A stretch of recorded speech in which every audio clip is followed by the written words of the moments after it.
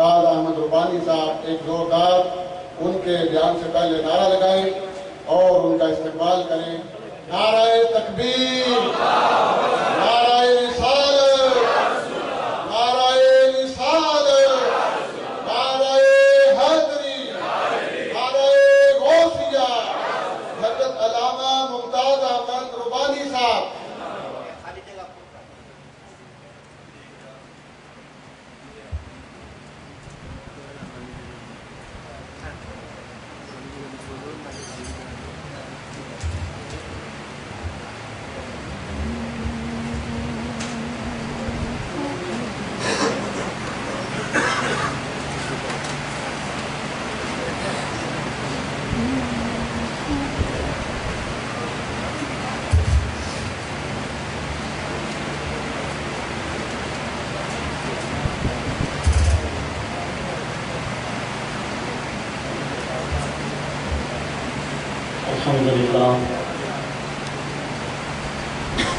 الحمد لله رب العالمين والصلاة والسلام على سيد الأنبياء والمرسلين وعلى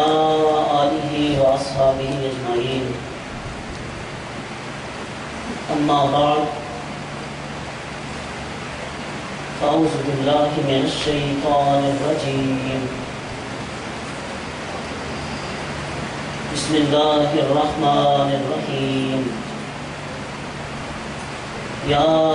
أيها الذين آمنوا توبوا إلى الله توبة نصوحا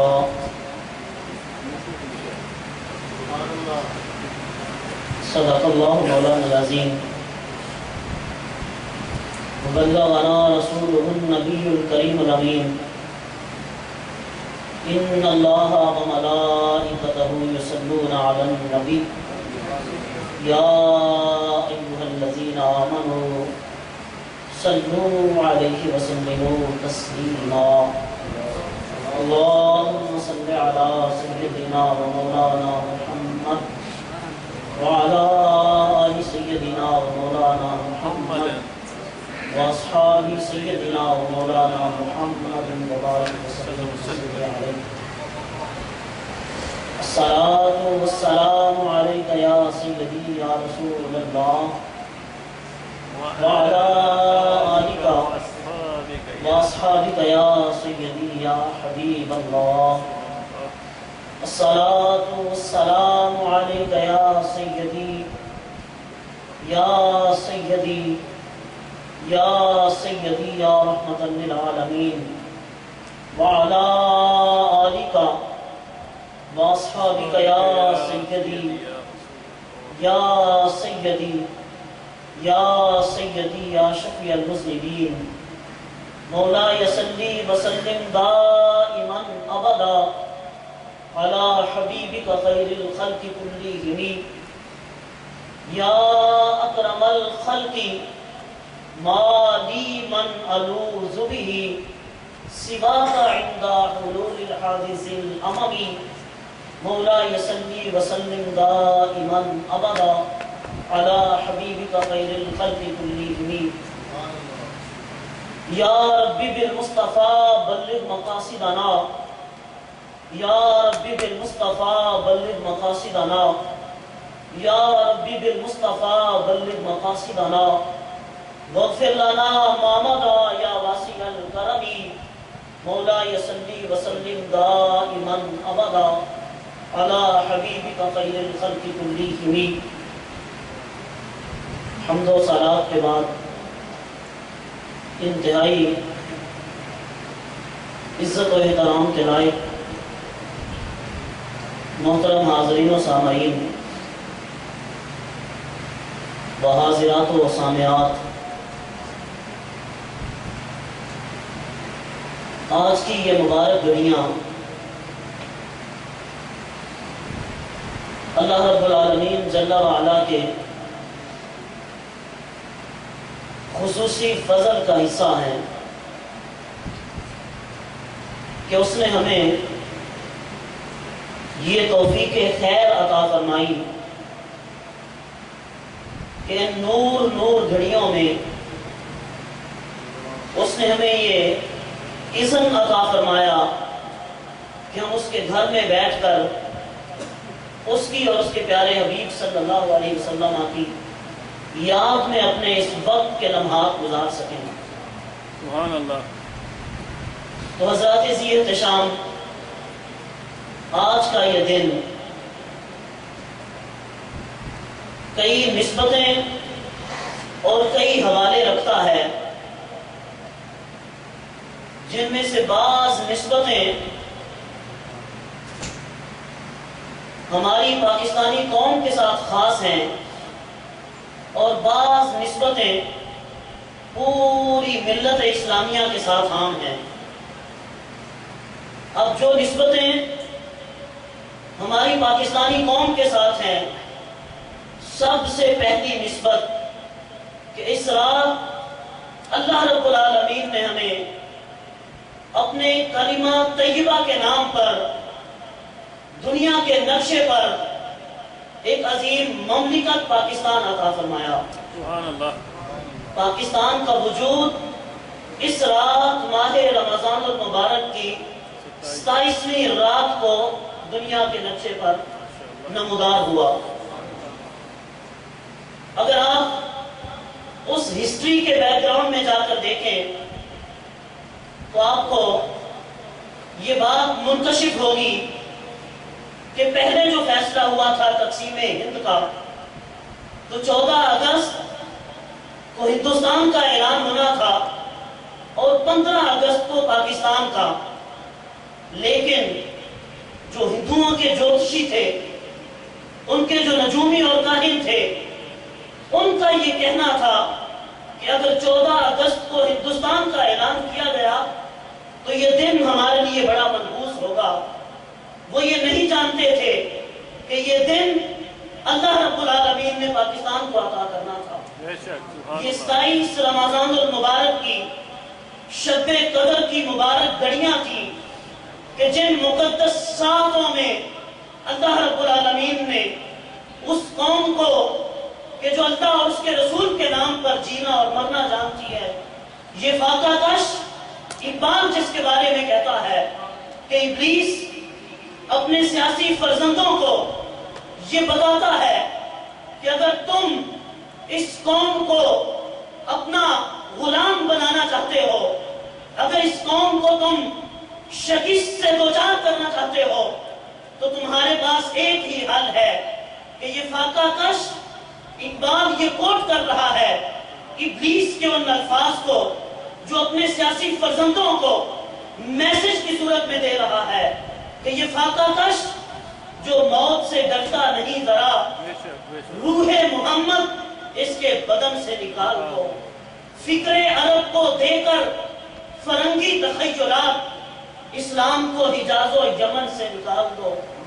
افغانیوں کی غیرت دین کا ہے یہ علاج، ملا کو اس کے کوہ دمن سے نکال دو۔ تو حضرات ذی احتشام، یہ وہ قوم ہے جو اپنے نبی اور اپنے کریم آقا صلی اللہ علیہ وسلم کی محبت میں زندگی اور موت کی ساری کامیابیاں، ساری کامرانیاں ہیچ جانتی ہے کہ سب سے فرسٹ پریارٹی، سب سے پہلی ترجیح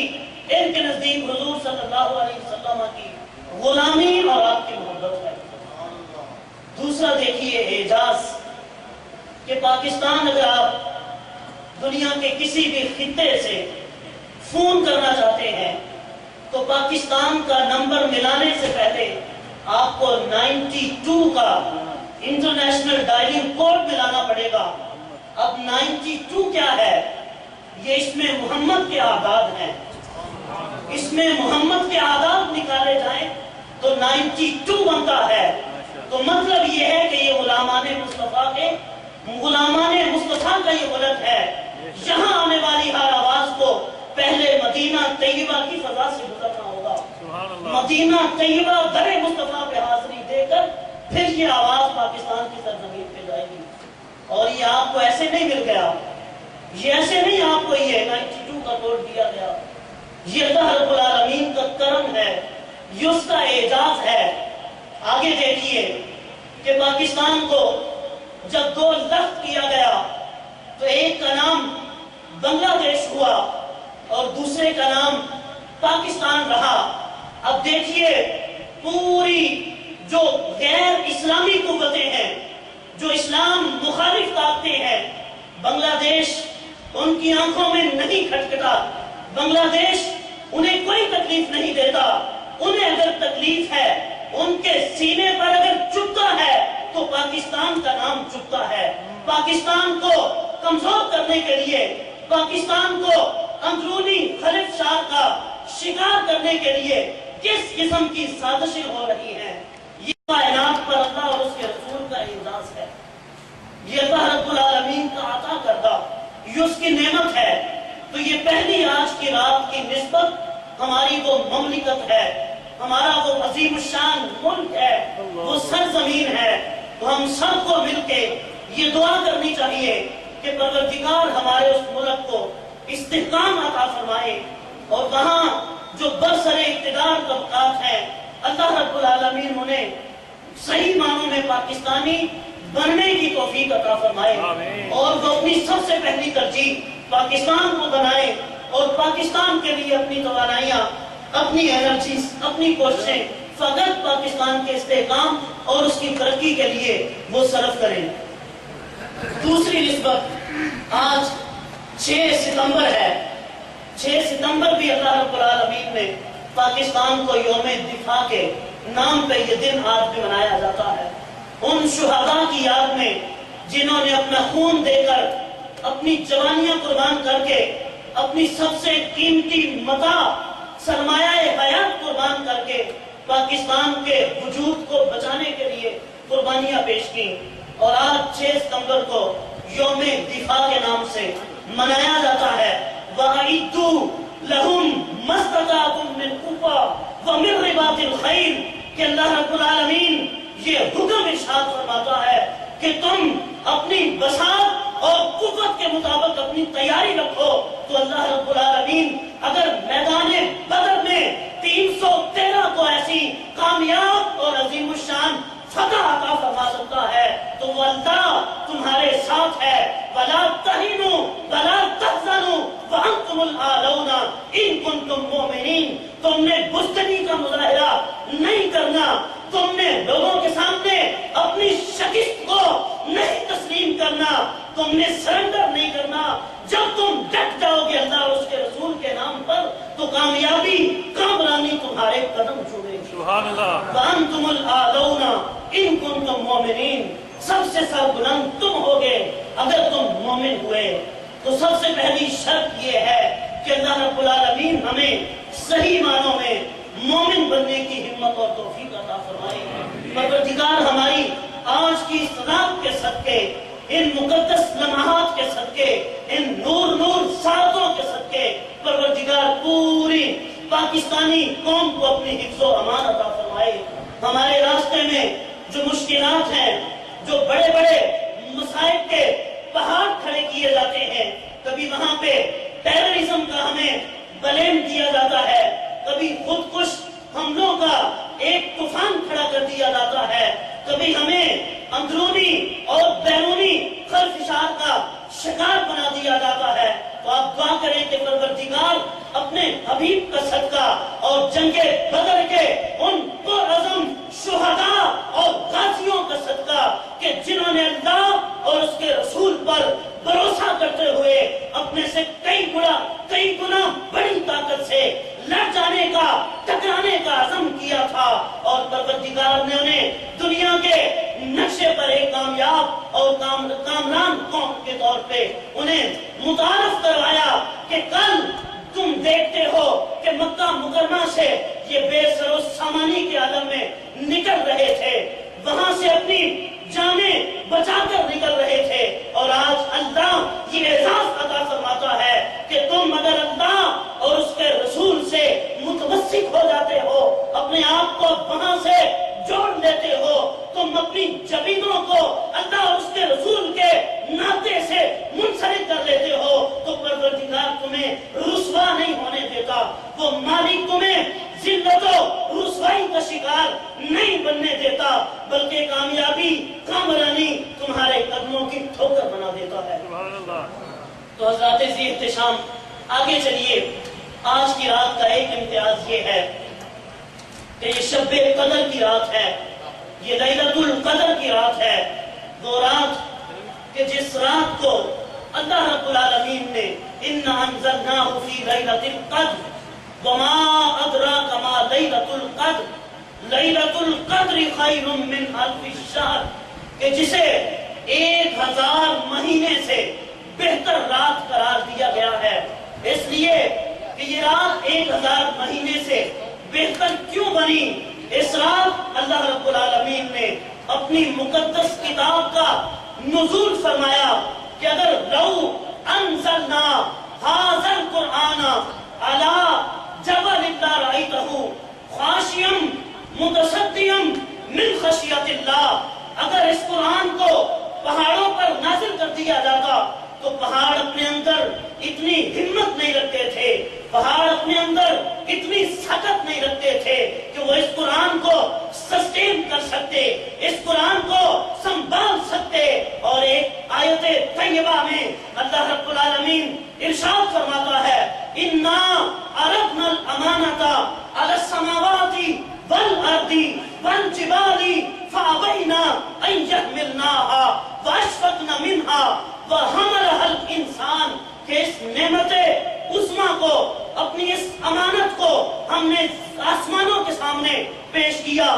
زمینوں کے سامنے پیش کیا، پہاڑوں کے سامنے پیش کیا، وَأَشْفَقْنَا مِنْهَا وَحَمَلَهَا الْإِنسَانُ، ان ساری چیزوں نے اس کو اٹھانے سے انکار کر دیا، اس کی ثقالت سے، اس کے بوجھ سے اور اس کے وزن سے، اس کی قدر و قیمت سے وہ ڈر گئے، وہ نہ اٹھا سکے۔ جب کائنات کی اور کوئی ایسی چیز نہ ملی جہاں اس قرآن کو سیو کیا جا سکتا تھا، اسے محفوظ کیا جا سکتا تھا، تو اے میرے مصطفیٰ، اے میرے محبوب، فَإِنَّهُ نَزَّلَهُ عَلَىٰ قَلْبِكَ، اے میرے مصطفیٰ، دنیا کائنات میں فقط ایک ایسا مقام تھا، ایک ایسی جگہ تھی کہ جہاں پہ اس قرآن کو محفوظ کیا جا سکتا تھا، اور وہ ہے میرے مصطفیٰ کا قلب اطہر ہے۔ دل مصطفیٰ میں اتنی طاقت تھی، دل مصطفیٰ میں اتنی ہمت تھی کہ اس قرآن کو سسٹین کر سکتے ہیں۔ سبحان اللہ۔ تکبیر، نعرہ تکبیر، نعرہ رسالت، نعرہ رسالت، نعرہ حیدری، یا علی۔ إِنَّا أَنزَلْنَاهُ فِي لَيْلَةِ الْقَدْرِ وَمَا أَدْرَاكَ مَا لَيْلَةُ الْقَدْرِ لَيْلَةُ الْقَدْرِ خَيْرٌ مِّنْ أَلْفِ الشَّهْرِ، کہ یہ 1000 مہینوں سے بہتر اس رات کو مرتبہ اور مقام کس وجہ سے ملا؟ نزول قرآن کی وجہ سے۔ قرآن کہاں نازل ہوا؟ قلب مصطفیٰ پہ نازل ہوا۔ تو یہ ماننا پڑے گا، یہ ہمیں عقیدہ اور ایمان بنانا پڑے گا کہ قرآن کی قدر و منزلت ہمیں در مصطفیٰ سے ملتی ہے۔ اگر در مصطفیٰ سے ہٹ کر قرآن کو سیکھنے کی، سمجھنے کی، اسے دیکھنے کی کوشش کی جائے تو قرآن سمجھ نہیں آتا۔ یُضِلُّ بِهِ کَثِیرًا وَیَہْدِی بِهِ کَثِیرًا، کہ اس قرآن سے بہت سارے لوگ ہدایت پاتے ہیں اور بہت سارے گمراہ ہو جاتے ہیں۔ گمراہ وہ ہوتے ہیں جو ذات مصطفیٰ سے جدا ہو کر، جو ذات مصطفیٰ سے ہٹ کر قرآن کو سمجھنے کی کوشش کرتے ہیں۔ قرآن انہیں ہدایت نہیں دیتا بلکہ وہ گمراہی کی طرف چلے جاتے ہیں۔ ہدایت ملتی ہے تو در مصطفیٰ سے ملتی ہے، ذات مصطفیٰ سے وابستگی سے ملتی ہے۔ اس رات کی اگلی نسبت کہ یہ رات وہ رات ہے من قام ایمانا و احتسابا، من قام لیلۃ القدر ایمانا و احتسابا غفر له ما تقدم من ذنبہ، کہ جس کسی بندے نے، جس کسی انسان نے ایمان اور احتساب کے ساتھ لیلۃ القدر کو قیام کیا، رب العالمین اس رات کا صدقہ اس کی سابقہ زندگی کے سارے گناہوں کو معاف فرما دیتا ہے۔ سبحان اللہ۔ غفر له ما تقدم، ما ایبسولوٹنس ہے، یہاں یہ تعین نہیں ہے کہ صغیرہ گناہ ہوں گے کبیرہ گناہ ہوں گے، جو بھی اس بندے کے نامہ اعمال میں گناہ ہوں گے تو یہ ما تقدم من ذنبہ، لفظ ما جو ہے یہ ماں اپنے معنی کے اعتبار سے اتنی وسعت بتاتا ہے، اتنی ایبسولوٹنس بتاتا ہے کہ تم نے جو بھی گناہ کیا، تم نے جو بھی غلطی کی، تم سے جو بھی غفلت ہوئی، جب تم سچے دل سے اس بارگاہ خدا بندی میں آ جاتے ہو تو پروردگار تمہیں معاف فرما دیتا ہے۔ حضور صلی اللہ علیہ وسلم ارشاد فرماتے ہیں، اے میرے پیارے صحابہ، اگر کوئی بندہ جنگل و بیابان میں سفر کر رہا ہو اور اس کے پاس اونٹ ہو اور اس اونٹ کے اوپر اس کے پاس ساز و سامان ہو، اس کے کھانے اور پینے کا، اس جنگل و بیابان میں دور دور تک زندگی کا کوئی نشان نہ ہو، دور دور تک زندگی کے کوئی آثار نہ ہو، نہ کوئی کھانے کی چیز نہ کوئی پینے کی چیز، وہ بندہ سفر کی منزلیں طے کرتا کرتا ایک مقام پہ رکتا ہے، سستانے کے لیے، آرام کرنے کے لیے رکتا ہے۔ جب اس کی آنکھ لگی،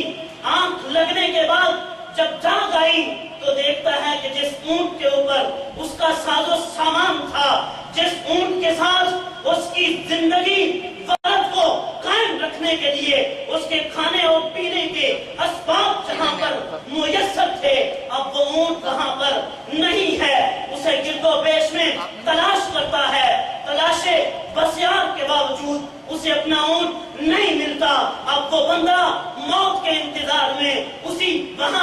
اسی مقام پہ اسی درخت کے ساتھ ٹیک لگا کر کہ اب میں نے بھوکا اور پیاسا مرنا ہے، مجھے یہاں کھانے اور پینے کے لیے کوئی چیز نہیں مل سکتی، تو اب میں کیا کروں؟ موت کے انتظار میں بیٹھتا ہے، آنکھ لگتی ہے، پھر اچانک آنکھ کھلی تو دیکھا کہ اس کی وہی سواری، اس کا وہی اونٹ اپنے ساز و سامان کے ساتھ اس کے پاس وہاں پر موجود ہے۔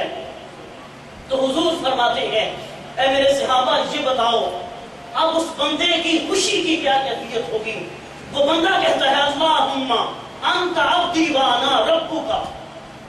کہ اے میرے اللہ تو میرا بندہ ہے اور میں تیرا رب ہوں۔ خوشی کی یہ انتہا تھی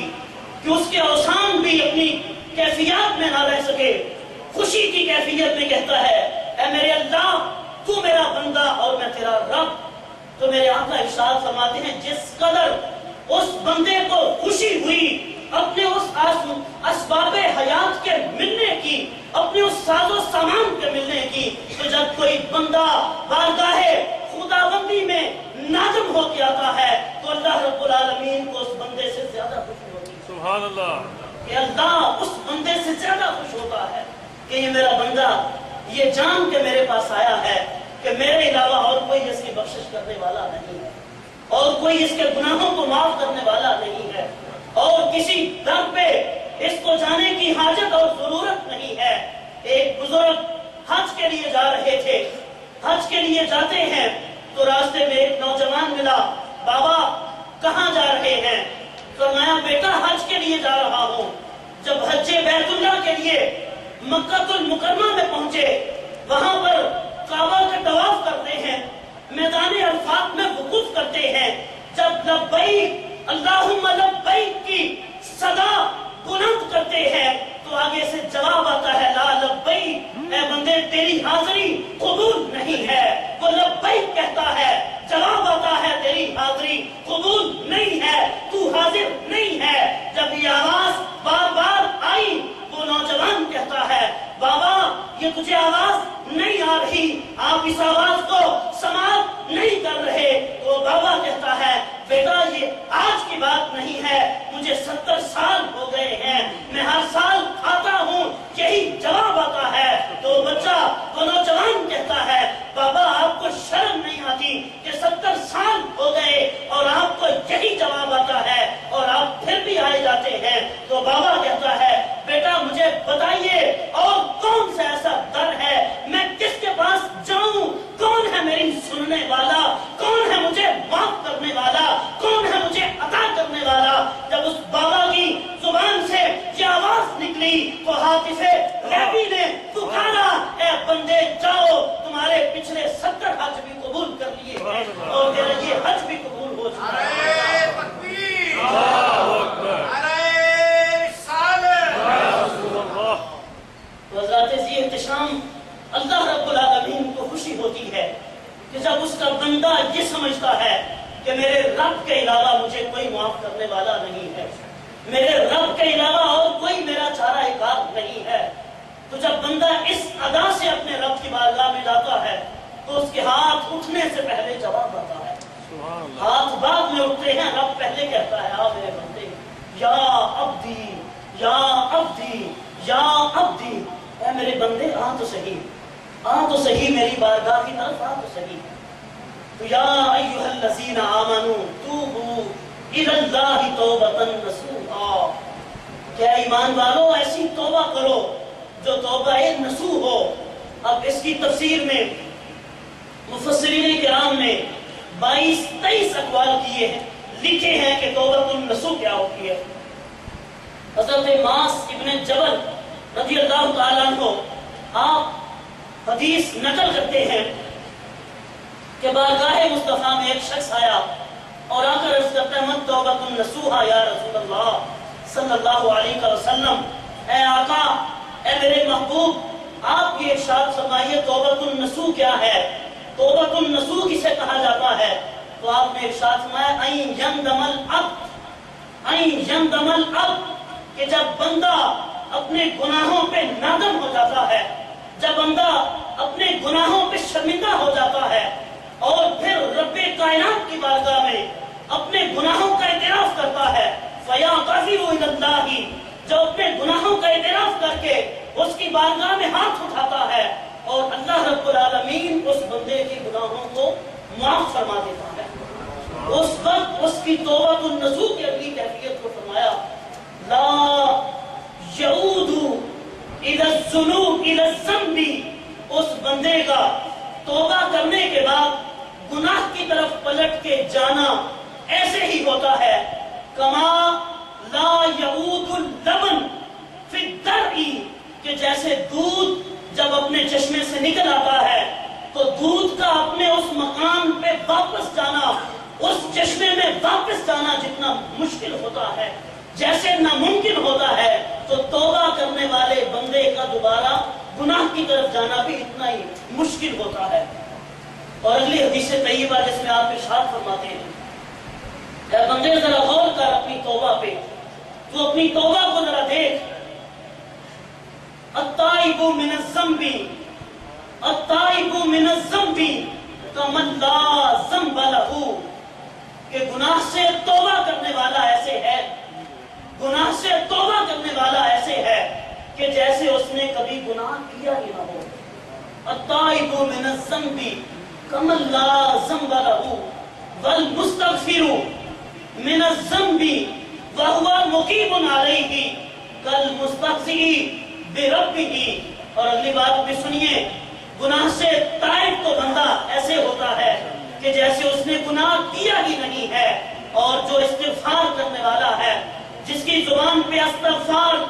استغفار استغفار رہتا ہے، استغفر اللہ استغفر اللہ استغفر اللہ پکارتا رہتا ہے، وَهُوَ مُقِيمٌ عَلَيْهِ، لیکن اپنے گناہ پر قائم رہتا ہے، گناہ سے باز نہیں آتا، تو فرمایا کل مستغفری بربہ، گویا وہ ایسے ہے جیسے اپنے رب کے ساتھ مذاق کر رہا ہے، اپنے رب کے ساتھ مذاق کر رہا ہے۔ اب ہم نے یہ دیکھنا ہے کہ اس رات ہم نے توبہ کیسی کرنی ہے، ہم نے بارگاہ خداوندی میں کیسے رجوع کرنا ہے۔ تو توبہ کا مطلب ہوتا ہے رجوع کرنا، پلٹ کے آ جانا۔ آپ گویا زندگی میں جس قدر مشغول ہو چکے ہیں، زندگی کی رنگینیوں میں اپنے آپ کو جس قدر کھو چکے ہیں، تو جب آپ ان تمام کو چھوڑ کر واپس پلٹ کے آ جاتے ہیں، اپنے رب سے رجوع کر لیتے ہیں، اے پروردگار مجھ سے جو خطائیں ہوئیں، مجھ سے جو گناہ ہوئے، مجھ سے جو لرزشیں ہوئیں، میں تیری رحمت کا واسطہ دے کر تجھ سے سوال کرتا ہوں، اے میرے پروردگار میرے سارے سابقہ گناہوں کو معاف فرما اور آئندہ مجھے گناہوں سے بچنے کی توفیق عطا فرما۔ تو تو جب اس عزم سے، عزم مصمم سے، ارادہ پختہ سے انسان توبہ کرتا ہے تو اس کے ہاتھ منہ پر بعد میں پھرتے ہیں، رب کائنات اسے مجدہ سنا دیتا ہے، بندے جاؤ تمہاری زندگی کے سابقہ گناہ معاف کر دیے ہیں۔ اور میرے آقا ارشاد فرماتے ہیں کہ جب بندہ گناہ کرتا ہے تو ایک گناہ کرنے پہ 4 قسم کے ایویڈنسز، 4 قسم کی گواہیاں اس کے خلاف تیار ہو جاتی ہیں۔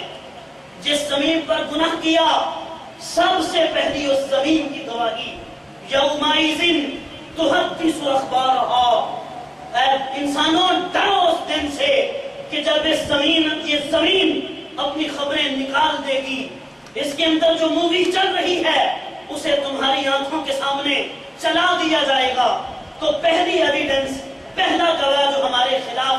ہمارے گناہوں کے خلاف ہوتا ہے وہ زمین ہے۔ جس خطۂ زمین پر کھڑے ہو کر ہم گناہ کرتے ہیں، جس زمین کے کونے پر کھڑے ہو کر، جس زمین کے گوشے پر کھڑے ہو کر ہم گناہ کرتے ہیں، تو وہ زمین کا ٹکڑا ہمارے خلاف قیامت کے دن گواہی دے گا۔ ہم تو یہ سمجھتے ہیں کہ ہم لوگوں کی نظروں سے اوجھل ہو چکے ہیں، ہم لوگوں کی نظروں سے چھپ چکے ہیں، ہمیں گناہ کرتے ہوئے کوئی نہیں دیکھ رہا، لیکن وہ زمین اپنے اندر ہمارے خلاف پہلی گواہی تیار کر کے رکھتی ہے۔ اور اس میں دوسری گواہی کرامن کاتبین یعلمون ما تفعلون، یہ جو ہمارے اوپر 2 نگران ہیں، یہ جو کرامن کاتبین ہیں، آپ کہاں جائیں گے ان سے چھپ کر؟ ان سے چھپ کر کس زمین کے ٹکڑے پہ جا کر آپ گناہ کرنے کی کوشش کریں گے؟ فرمایا دوسری گواہی، دوسری ایویڈنس جو تمہارے خلاف ہوتی ہے، یہ جو تمہارے اوپر 2 نگران مقرر کیے گئے ہیں، یہ جو کرامن کاتبین، یہ جو 2 محافظ ہیں، یہ تمہاری گناہوں، تمہارے گناہوں کو، تمہاری بدیوں کو یہ آن ریکارڈ محفوظ کرتے جاتے ہیں۔ اور فرمایا تیسری گواہی جو تمہارے گناہوں کے خلاف تیار ہوتی جاتی ہے، وَإِذَا الصُّحُفُ نُشِرَتْ، کہ جب ان صحائف کو کھولا جائے گا جو رجسٹر تمہارے خلاف لکھے جا رہے ہیں، جس میں تمہاری ایک ایک رجسٹروں کو، ان کتابوں کو، ان صحائف کو قیامت کے دن تمہارے سامنے کھول کر رکھ دیا جائے گا۔ اور یہ 3 ایکسٹرنل ایویڈنسز ہیں، یہ 3 بیرونی گواہیاں ہیں، تم ان سے انکار کر سکتے ہو۔ اے اللہ، یہ تو ہمارے ساتھ دغا کیا گیا ہے، یہ دھوکہ ہوا ہے، یہ زمین نے غلط طور پہ ہماری گواہی کو ریکارڈ کیا ہے، یہ کرامن کاتبین نے ہمارے ساتھ زیادتی کی ہے، یہ جو صحائف ہیں، یہ جو کتابیں ہیں، یہ جو رجسٹر ہیں، ان کو غلط انداز میں ہمارے خلاف پینٹ کیا گیا ہے۔ اب سنیے چوتھی گواہی دیکھیے، اليوم نختم علی افواہہم وتکلمنا ایدیہم وتشہد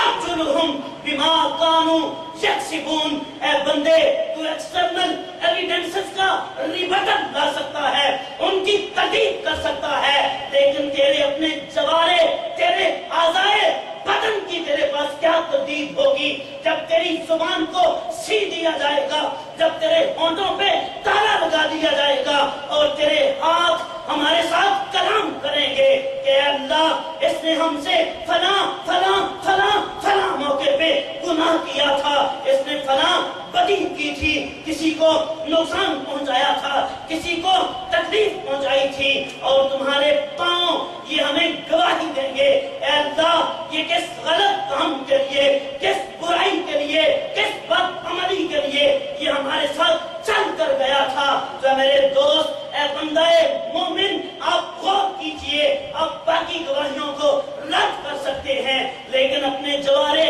بدن، آپ جس جسم کی تندرستی کے لیے، جس جسم کو فربا اور موٹا تازہ کرنے کے لیے، جس نفس کی خواہشات کو پورا کرنے کے لیے آپ ہر حلال اور جائز اور ناجائز کاموں میں تمیز ختم کر دیتے ہیں، آپ کسی بھی قسم کی وائلیشن کو نظر انداز کر دیتے ہیں، لیکن کل قیامت کے دن یہی جسم، یہی اعضائے بدن تمہارے خلاف گواہی دیں گے۔ اس وقت کون ہے تمہیں بچانے والا؟ کون ہے تمہیں وہاں سے چھڑانے والا؟ کون ہے تمہیں بارگاہ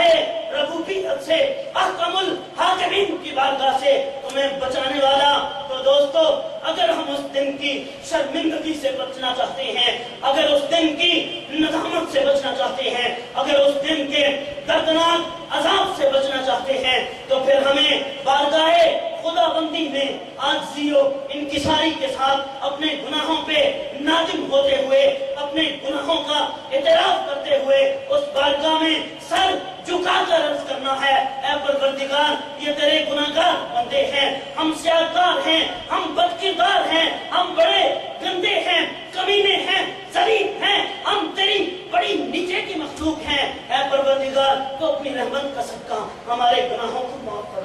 آمین آمین۔ اور میرے آقا ارشاد فرماتے ہیں کہ جب بندہ سچے دل سے توبہ کرتا ہے، جب اس کی بارگاہ میں تائب ہو کے آتا ہے، تو یہ جو 4 قسم کی گواہیاں تمہارے خلاف تیار ہو چکی ہوتی ہیں، آن ریکارڈڈ گواہیاں تمہارے خلاف مرتب ہو چکی ہوتی ہیں، تو رب کائنات ان سب گواہیوں کو، ان سب ایویڈنسز کو مٹا دیتا ہے۔ سبحان اللہ۔ کل قیامت کے دن جب بندہ اپنی قبر سے اٹھے گا، اس کے خلاف کوئی گواہی نہیں ہوتی، وہ ایسے جائے گا کہ جیسے اس نے کبھی گناہ کیا ہی نہیں۔ سبحان اللہ۔ تو گناہوں سے، یہ گناہ یہ انسان کی سرشت میں شامل ہے کہ اللہ نے 3 طرح کی مخلوقات پیدا فرمائی ہیں۔ ایک وہ مخلوق کہ جسے فقط عقل و شعور سے نوازا ہے، ان کے پاس شہوانی قوت نہیں ہے، نفسانی خواہشات نہیں ہے۔ ایک وہ مخلوق ہے جسے نفسانی خواہشات عطا کی ہیں، اسے عقل و شعور سے نہیں نوازا۔ اور تیسری مخلوق جو ان سب مخلوقات میں سے اللہ کو پسندیدہ مخلوق ہے، لقد خلقنا الانسان فی احسن تقویم ولقد کرمنا بنی آدم، کہ جس کے سر پہ اللہ رب العالمین نے عظمت و کرامت کا تاج پہنایا ہے، جسے پوری کائنات میں سے سب سے افضل اور بہترین مخلوق بنایا ہے۔ تو آپ دیکھیے جنہیں فقط عقل و شعور سے نوازا گیا، جن کے پاس برائی کی قوت ہی نہیں ہے، وہ تو فرشتے ہیں، وہ تو فرشتے ہیں۔ اور جنہیں صرف شہوانی قوت عطا کی گئی، جنہیں عقل و شعور سے نہیں نوازا گیا، وہ چرند، پرند، جانور اور حیوانات ہیں۔ اور وہ مخلوق جسے عقل و شعور بھی عطا کی گئی، جسے نفسانی خواہشات بھی دے دی گئی، اور 2 راستے اس کے سامنے کر دیے گئے، اے میرے بندے اب تجھے اختیار دے دیا گیا ہے، تجھے مجبور نہیں رکھا گیا۔ اگر تو اپنے اختیار کو پوزیٹیولی استعمال کرے گا تو تیرے لیے کامیابیاں ہوں گی، کامرانیاں ہوں گی، اور اگر تو نے اپنے اختیار کو نیگیٹیولی یوز کیا تو اس دنیا میں بھی تیرے سامنے رسوائی، ذلالت، شرمندگی، ندامت ہوگی، اور قیامت کے دن جب تو اٹھے گا تو وہاں بھی تجھے شرمندگی کا سامنا کرنا پڑے گا، تجھے ندامت کا سامنا کرنا پڑے گا کہ جب پل صراط میں سے تجھے گزرنا ہوگا، تیرے گناہوں کا بوجھ تجھے جہنم میں لے کر کے جائے گا۔ تو حضرات جی احتشام، اگر اس جہنم کی تاریکی سے بچنا چاہتے ہیں، اگر جہنم کے گٹاٹوپ اندھیروں سے بچنا چاہتے ہیں، تو ہمیں آج اپنا راستہ متعین کرنا ہوگا۔ یہ زندگی جو چند روزہ زندگی ہے، الہاکم التکاثر، کہ تمہیں مال کی کثرت نے ہلاک کر دیا ہے، تو مال جمع کرنے میں اس قدر لگا ہے کہ تو نے اپنی ساری توانائیاں، اپنی ساری انرجیز تو نے تو مال بنانے کے لیے صرف کر دی ہے، اور تو نے یہ نہیں دیکھا کہ کون سا مال میرے لیے جائز ہے اور کون سا مال میرے لیے ناجائز ہے۔ اور آگے فرمایا الہاکم التکاثر حتی زرتم المقابر، تو مال جمع کرنے میں لگا رہا،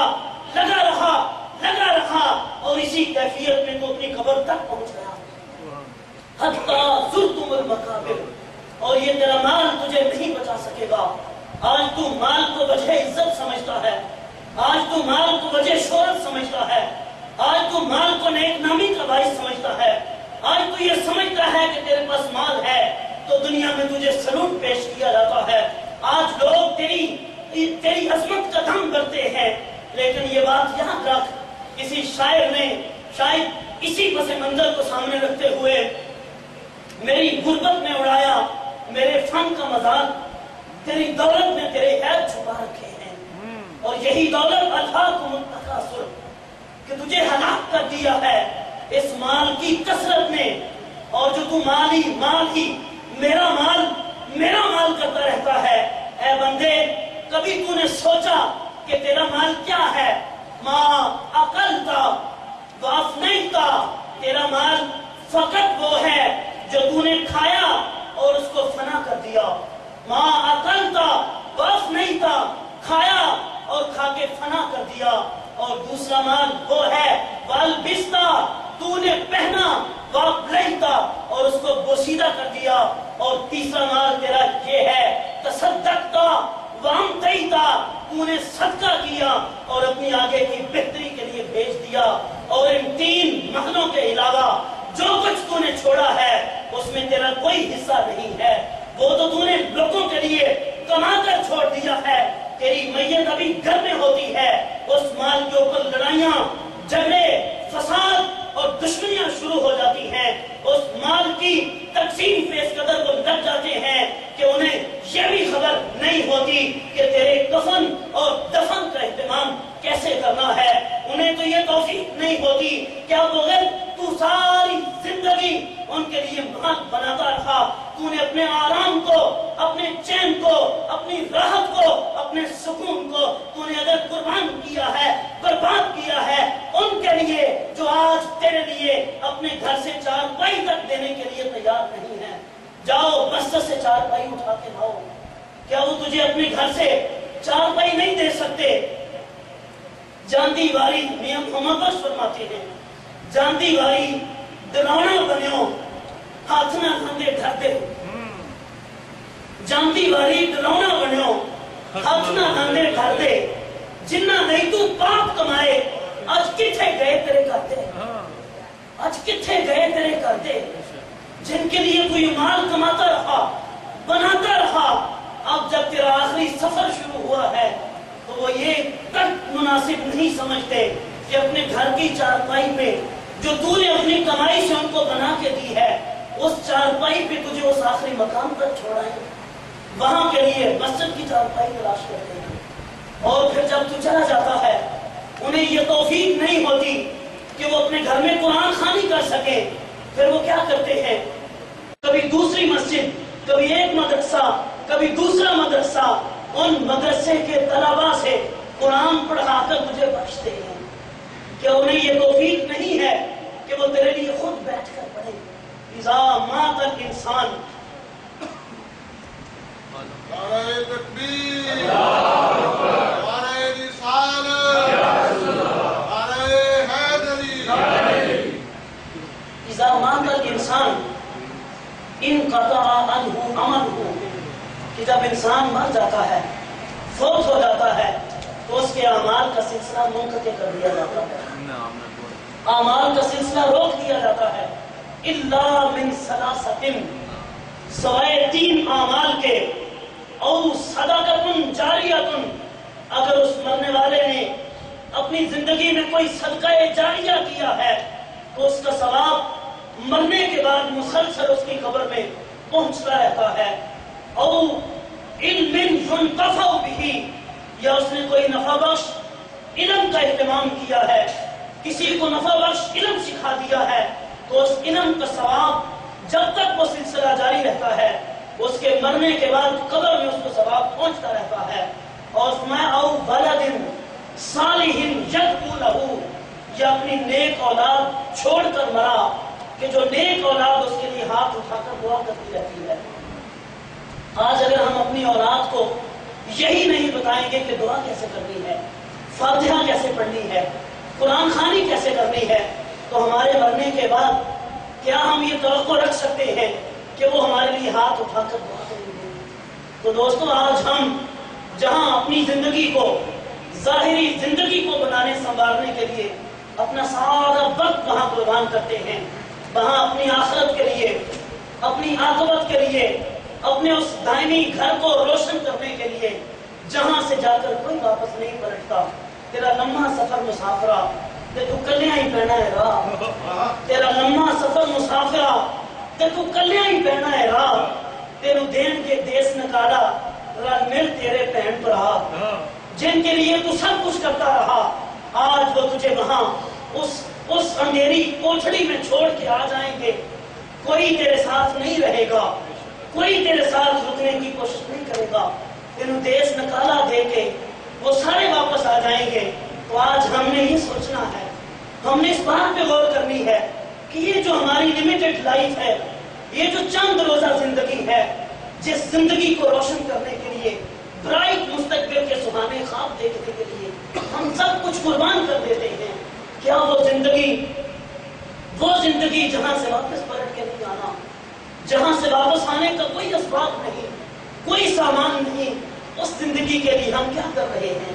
اس کے لیے کیا کما رہے ہیں؟ تو دوستو یہ آج کی رات ہمیں یہ درس دیتی ہے، آج کی رات بتاتی ہے، اے بندے ذرا تو اپنی آخرت کی طرف، اپنی عاقبت کی طرف جھانک کے دیکھ، ذرا تو پیچھے مڑ کر کے تو دیکھ، تیرے آگے کون سے مراحل آنے والے ہیں، کون سی آگے تیری منزلیں ہیں جن کو تم نے عبور کر کے جانا ہے۔ تو دوستو قبر کی زندگی بڑی کٹھن زندگی ہے۔ امام ترمذی رحمہ اللہ تعالی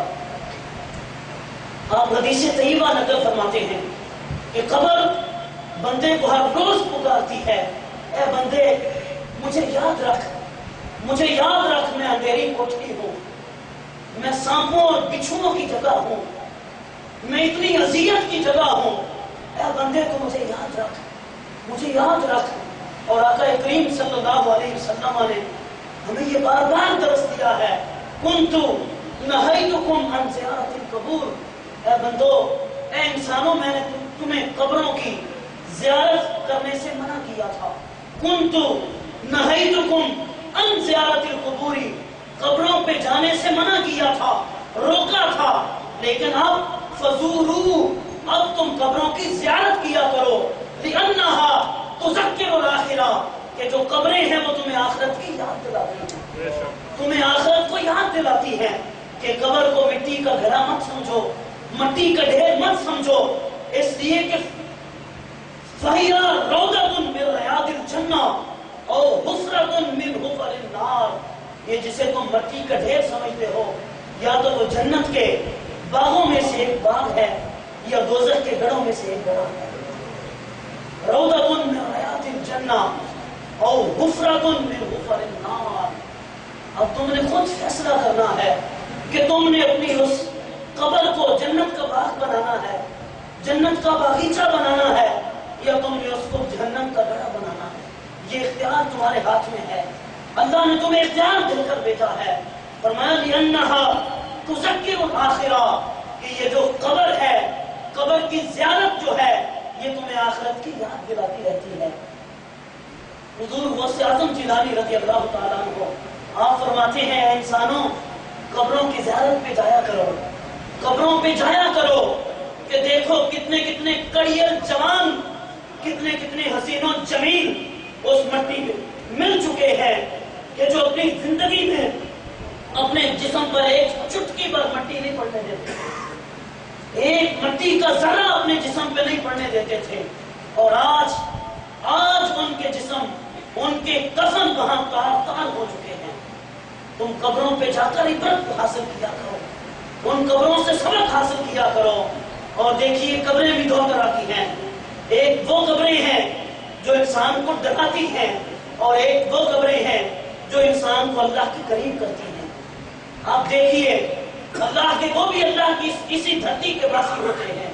اسی دنیا کے بندے ہوتے ہیں، اور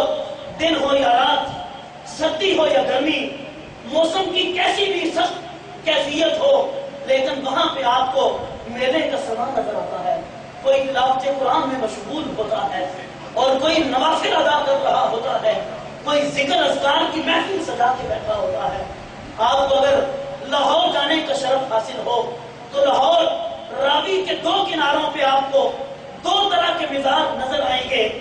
آپ جب لاہور داخل ہوتے ہیں تو راوی کو عبور کرنے سے پہلے وہاں پہ جہانگیر کا مقبرہ نظر آتا ہے، وہاں پہ جہانگیر کا مقبرہ ہے۔ آپ کسی بھی وقت چلے جائیں، رات کو بڑی دور کی بات ہے، آپ دن کی روشنیوں میں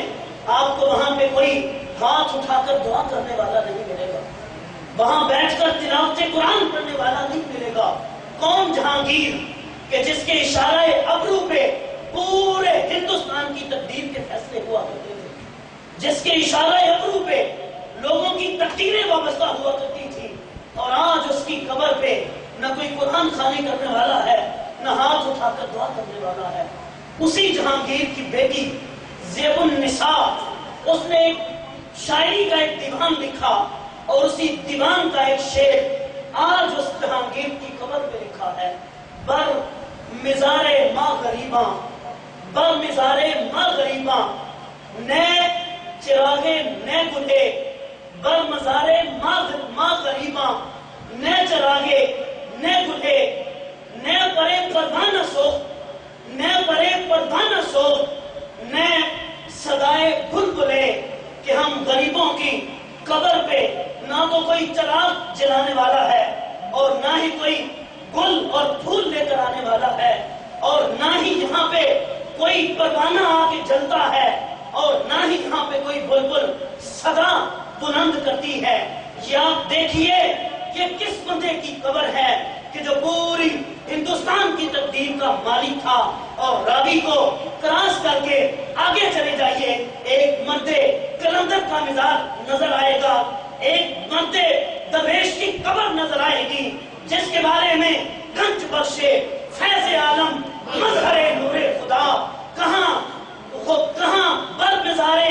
ماں غریباں، اور کہاں گنج بخشے فیض عالم مظہر نور خدا، کہ جس کے پاس کوئی بادشاہی نہ تھی، کوئی تاج سردارہ نہ تھا، کوئی سپاہ و لشکر نہ تھا، کوئی اپنی آل اولاد ساتھ لے کے نہیں آیا تھا، وہ تو تنہا، وہ درویش، وہ خدا مست ایک انسان، اللہ کا بندہ، اللہ کی عبادت کے لیے آیا تھا، لوگوں کی تقدیر بدلنے کے لیے آیا تھا۔ آپ رات کی پچھلے پہر میں چلے جائیں، چلچلاتی دھوپ میں چلے جائیں، اور ٹھٹھرتی سردی کے دنوں میں چلے جائیں، آپ کو رش وہاں پہ کم نہیں نظر آئے گا۔ ہر وقت تلاوت قرآن پاک میں دنیا مشغول ہے، اور ہزاروں لاکھوں لوگ اکتساب فیض کرتے ہوئے نظر آتے ہیں۔ لِأَنَّهَا تُذَكِّرُ الْآخِرَةَ، اے لوگوں تم قبروں کی زیارت پہ جایا کرو، یہ قبروں کی زیارت تمہیں اللہ کے قریب کرتی ہے، تمہیں آخرت کی یاد دلاتی ہے۔ گنج بخشے فیض عالم مظہر نور خدا، ناقصاں را پیر کامل، کاملاں را رہنما۔ اب کمپیریزن کیجئے دونوں کے زمانوں میں، دونوں کی شان و شوکت میں، دونوں کی ثروت میں، کہ کون جو دنیا میں بادشاہی کرتا رہا اور مر گیا، کوئی نام تک لینے والا نہیں، اور جو اس دنیا میں درویش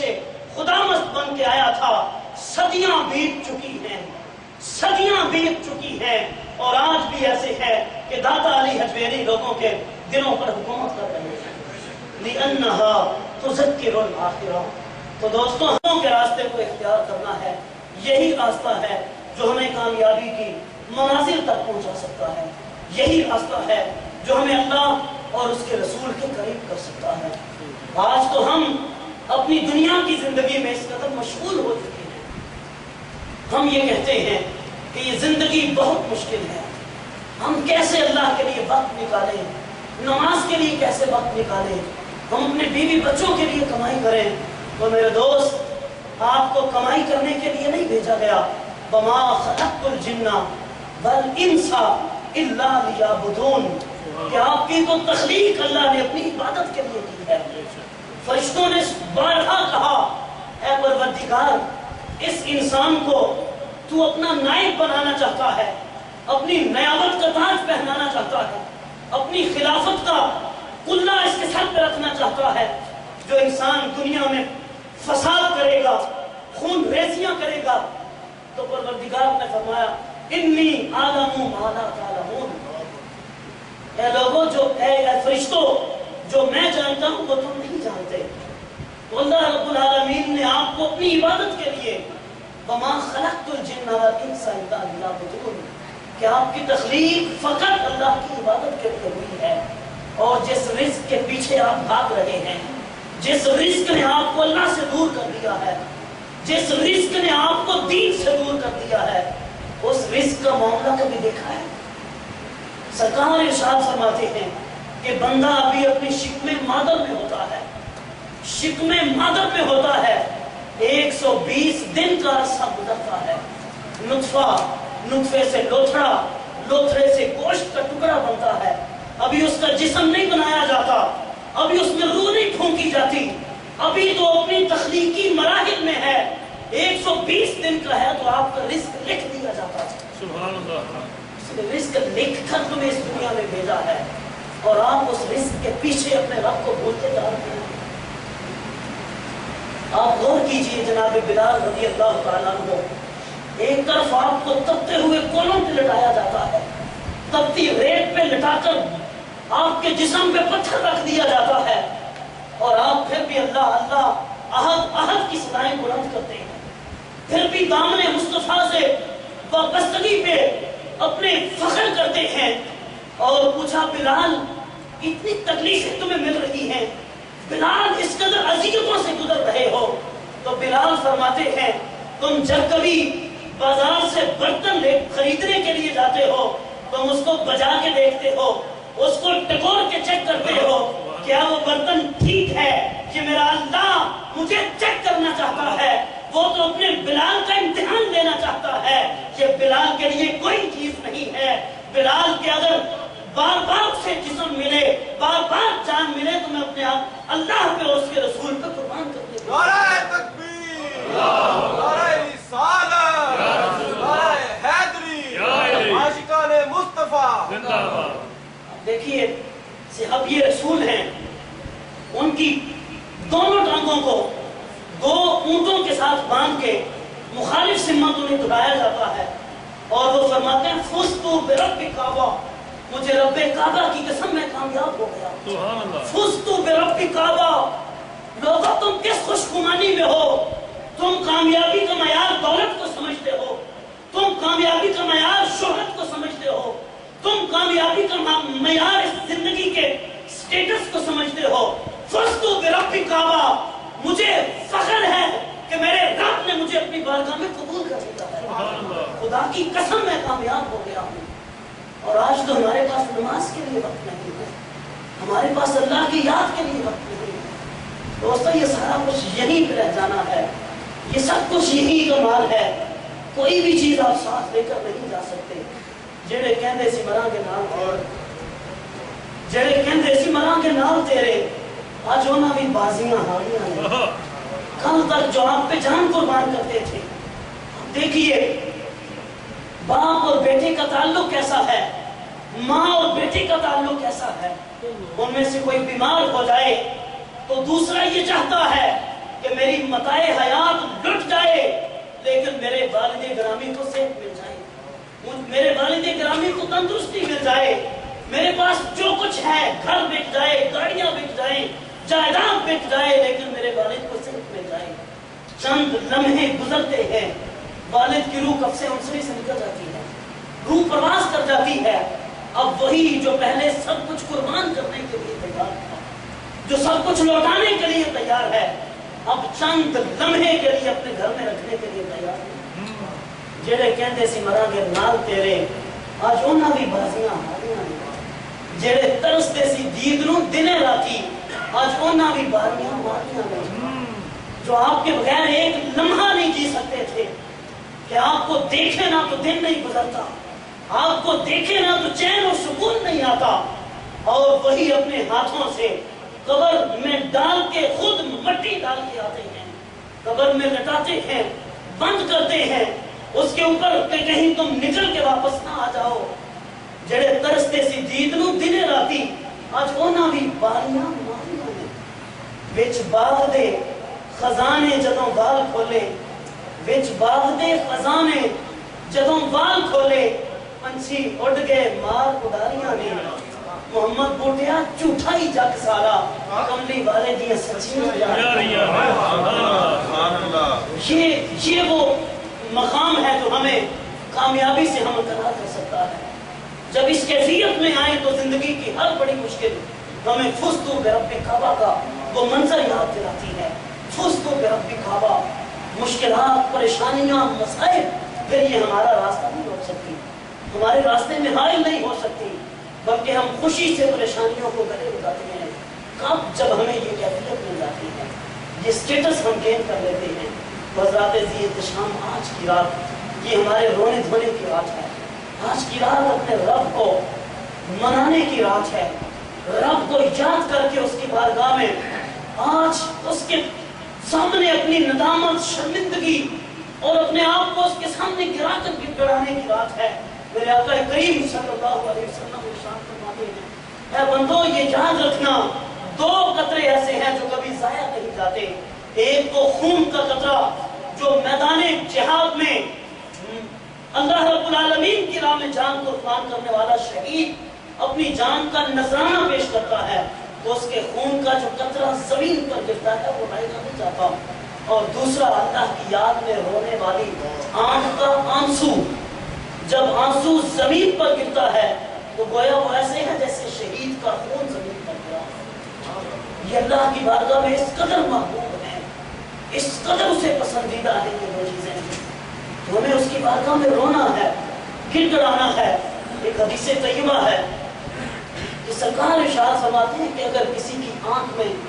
اللہ کے ڈر اور اس کے خوف کی وجہ سے، اس کے خوف کی وجہ سے آنسو آ گیا تو کل قیامت کے دن اس کی آنکھ کے وہ بال جو اس آنسو کی وجہ سے بھیگے تھے وہ اللہ سے لڑائی کر کے کھڑے ہو جائیں گے، پروردگار یہ بندہ تیرے خوف کی وجہ سے رویا تھا اور اس کی آنکھوں میں نکلنے والے آنسوؤں سے ہم بھیگے تھے، اور آج یا تو ہمیں اس کی آنکھوں سے نکال یا اس کو جنت کا راہ دینا۔ تو میرے آقا ارشاد فرماتے ہیں وہ آنسو سے بھیگنے والے بال اس بندے کو جنت میں لے کر جائیں گے۔ اس قدر نکمے ہیں کہ ہم آنکھوں سے دو آنسو نہیں بہا سکتے اس رب کے لیے، اس پروردگار کے لیے۔ حضور صلی اللہ علیہ وسلم کے پاس ایک حبشی آیا اور آ کر عرض کرتا ہے، یا رسول اللہ صلی اللہ علیہ وسلم میں نے بہت گناہ کیے، یا رسول اللہ کیا میری بخشش ہو سکتی ہے،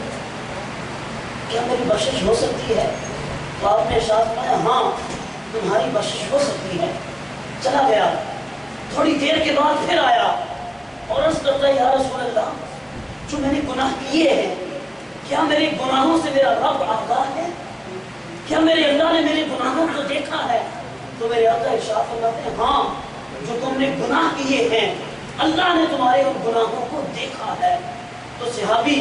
راوی جو اس حدیث کے وہ روایت کرتے ہیں، خدا کی قسم جب اس نے سرکار کی زبان سے یہ بات سنی کہ اللہ نے مجھے گناہ کرتے ہوئے دیکھا ہے، اسے اللہ کی بارگاہ سے اتنی حیا آئی، چیخ ماری اور مار کر وہیں اللہ کی راہ میں قربان ہو گیا، اس نے اپنی جان اس کے حوالے کر دی۔ حضرات ذی احتشام، اگر ہم اس بات پہ حیا نہیں کرتے کہ اللہ رب العالمین ہمیں ہمارے کاموں کو، ہماری نیکیوں کو، ہمارے گناہوں کو دیکھ رہا ہے، تو پھر ہم نے کس منہ کے ساتھ اس کی بارگاہ میں جانا ہے؟ اگر وہاں ہم ندامت سے بچنا چاہتے ہیں، شرمندگی سے بچنا چاہتے ہیں، تو دوستو اس دنیا کی زندگی میں ابھی وقت ہے ہمارے پاس، ابھی مہلت ہے اس نے ہمیں آفر، ابھی کچھ بگڑا نہیں ہے، ہم اب بھی اس پانی کو منا سکتے ہیں، اب بھی اس کی بارگاہ میں سر نیاز جھکا کر اس کو راضی کر سکتے ہیں۔ آج لے ان کی پناہ، آج مدد مانگ ان سے، آج لے ان کی پناہ، آج مدد مانگ ان سے، پھر نہ مانیں گے قیامت میں اگر مان گیا، کل قیامت کو اس کا جلال دیکھ کر، اس کی عظمت دیکھ کر، عذاب کو دیکھ کر تو مان جائے گا، لیکن وہاں کا ماننا کام نہیں آئے گا۔ طیبہ کہ جب جنتی جہنمیوں سے پوچھیں گے ما سلککم فی سقر، ما سلککم فی سقر، تمہیں اس دہکتی آگ میں کس چیز نے پہنچایا ہے، اس دہکتی آگ میں تم کیسے آئے ہو؟ قالوا لم نکو من المصلین، وہ یہ کہیں گے کہ ہم نماز نہیں پڑھا کرتے تھے، نماز نہ پڑھنے نے ہمیں دوزخ میں پہنچایا، اس دہکتی آگ میں پہنچا دیا۔ وَلَمْ نَكُ نُطْعِمُ الْمِسْكِينَ، اور ہم مسکینوں کو کھانا نہیں کھلایا کرتے تھے۔ تو دوستو نماز پڑھنا اور اللہ کی راہ میں خیرات کرتے رہنا یہ اللہ کو بہت پسندیدہ عمل ہے، اور اس کی بارگاہ میں رونا، گر گڑانا یہ اس پروردگار کو اس قدر پسند ہے۔